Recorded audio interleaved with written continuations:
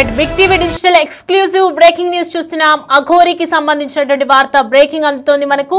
Present Telugu రాష్ట్రాల్లో సంచలనంగా మారిన అఘోరి కేసు ప్రెజెంట్ చెంచలగూడ జైల్లో ఇంకా అఘోరి ఉంటూనే ఉంది. తనపై వరుస కేసులు అఘోరిపై వరుస కేసులు నమోదవుతున్నటువంటి నేపథ్యంలో ఇటు అఘోరి తరఫు ఉన్నటువంటి న్యాయవాది కూడా ఇటు బెయిల్ కి సంబంధించినటువంటి పిటిషన్ ఇంకా వేయట్లేదు. సో ప్రెజెంట్ అయితే శ్రీవర్షిని రీహాబిలిటేషన్ సెంటర్ లో ఉంది. ప్రస్తుతం వాళ్ళ అమ్మా నాన్న శ్రీవర్షిని కలవడానికి వెళ్ళారు. సో ఈ నేపథ్యంలో శ్రీవర్షిని కలవడానికి నేను కుదరదు, నేను మా అమ్మా నాన్నలతో మాట్లాడడు అని తేల్చి చెప్పేయడం జరిగింది. అసలు ఎందుకు తన తల్లిదండ్రులతో మాట్లాడడానికి నిరాకరిస్తోంది? రిహాబిలిటేషన్ సెంటర్కి ఇక్కడనే ఉండిపోతాను, నేను ఎక్కడికి రాను, అఘోరి బయటకు వచ్చే వరకు నేను ఎక్కడికి రాను అని చెప్పి తేల్చి చెప్పేస్తున్నటువంటి సిచ్యువేషన్ కనిపిస్తోంది.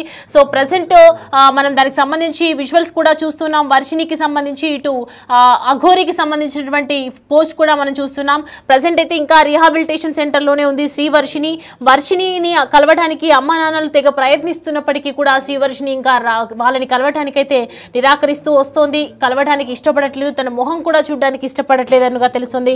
సో ప్రజెంట్ అయితే కరీంనగర్ జిల్లా కొత్తపల్లి పిఎస్లోనూ అఘోరిపై కేసు నమోదైంది. తనపై అఘోరి లైంగిక దాడి చేసిందని ఒక మహిళ ఫిర్యాదు చేయడం జరిగింది. అలాగే వరుస కేసులతో అఘోరి బయటకు రావటం మాత్రం ఇటీవల కష్టమే అని చెప్తున్నారు. ఇటు అఘోరి తరఫున న్యాయవాదులు కూడా బెయిల్ వేయడానికి పిటిషన్ వేయడానికి నిరాకరిస్తున్నటువంటి సిచ్యువేషన్ కనిపిస్తోంది. ఎట్టి పరిస్థితుల్లో అఘోరి మాత్రం బయటికి రాదు అనే విషయాలైతే వెలుగులోకి వస్తూ ఉన్నాయి. ప్రజెంట్ అఘోరిపై వరుసగా కేసులు నమోదవుతున్నాయి. ఒక చెంచలగూడ మహిళా జైల్లోనే ఉన్నటువంటి ఒకవైపు అఘోరి ఉంది. మరి శ్రీవర్షిని ఎందుకు నిరాకరిస్తూ ఉంది? తన పేరెంట్స్ కలవటానికి ఇంత ప్రయత్నిస్తున్నా రిహాబిలిటేషన్ సెంటర్లోనే ఉంటాను, నేను ఎక్కడికి రాను, బయటికి రాను, తల్లిదండ్రులను కలవను అని ఎందుకు చెప్తుంది? దానికి సంబంధించి డీటెయిల్స్ అడిగి తెలుసుకుందాం. మా ప్రతినిధి గౌతమి అందుబాటులో ఉన్నారు. గౌతమి, చూస్తున్నాం శ్రీవర్షినికి సంబంధించి రీహాబిలిటేషన్ సెంటర్లోనే ఉంటాను, అలాగే మా అమ్మ నాన్నల్ని కలవను అని చెప్తూ ఉన్నారు. ఎందుకని కలవనని నిరాకరిస్తోంది? అసలు శ్రీవర్షిని సిచ్యువేషన్ ఏంటి, మెంటల్ స్టేటస్ ఏంటి ప్రజెంట్?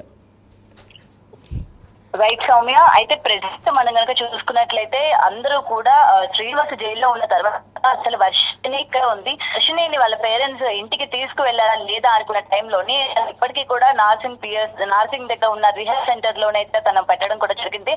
ఎందుకంటే శ్రీనివాస్ ని అరెస్ట్ చేసిన రోజే తన్ని కూడా evening time Shankarpally police station దగ్గర నుంచి తను వెంటనే అక్కడికి రిహాబ్ సెంటర్ కి అయితే తీసుకువెళ్ళడం కూడా జరిగింది. ఎందుకంటే ఆ అమ్మాయి కొంచెం మానసికంగా సరిగా లేదు అని అటు పేరెంట్స్ చెప్పడం కావచ్చు, లేకపోతే ఇటు పోలీసులు కూడా ఆ అమ్మాయి మాట్లాడే విధానం కావచ్చు, లేకపోతే తల్లిదండ్రులతో వెళ్ళడానికి కూడా నిరాకరిస్తుంది కాబట్టి తనకి కౌన్సిలింగ్ ఇద్దాము అన్న ధోరణిలో కూడా తను అక్కడ పెట్టారు అని కూడా అనుకుంటున్నాము. అయితే దీనికి సంబంధించి ఇప్పటికీ చాలా రోజులు గడుస్తున్నప్పటికీ అటు వర్షినికి సంబంధించి వాళ్ళ పేరెంట్స్ కలవడానికి వెళ్ళిన వాళ్ళతో మాట్లాడడానికి కానీ లేకపోతే వాళ్ళతో వెళ్ళడానికి కూడా నిరాకరిస్తుంది.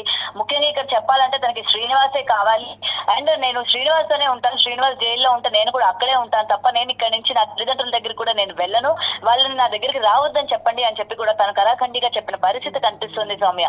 అయితే ప్రెసెంట్ ఇటు బెయిల్ కి సంబంధించి కూడా ఎవరు కూడా బెయిల్ ఇప్పటి వరకు అప్లై చేయని పరిస్థితి కనిపిస్తుంది. ఎందుకంటే ఒకవేళ బెయిల్ అప్లై చేయడానికి వాళ్ళ పేరెంట్స్ కూడా రీసెంట్ గా చంచల్గూడకు వెళ్ళినప్పుడు కూడా శ్రీనివాస్ తో మాట్లాడే ప్రయత్నం చేశారు. అసలు ఏం జరిగింది ఏంటి అని చెప్పినా కూడా శ్రీనివాస్ కొన్ని మాటలు చెప్పారు. తన తండ్రి కూడా తన దగ్గర సాక్ష్యాలు ఉన్నాయి, ఎవరు నా కొడుకుని కావాలని తోసారో నేను నిజ నిజాలతో బయటకు వస్తాను అని చెప్పి తను మీడియా ముఖంగా చెప్పి వెళ్ళిపోయిన పరిస్థితి కూడా మనం చూసాము.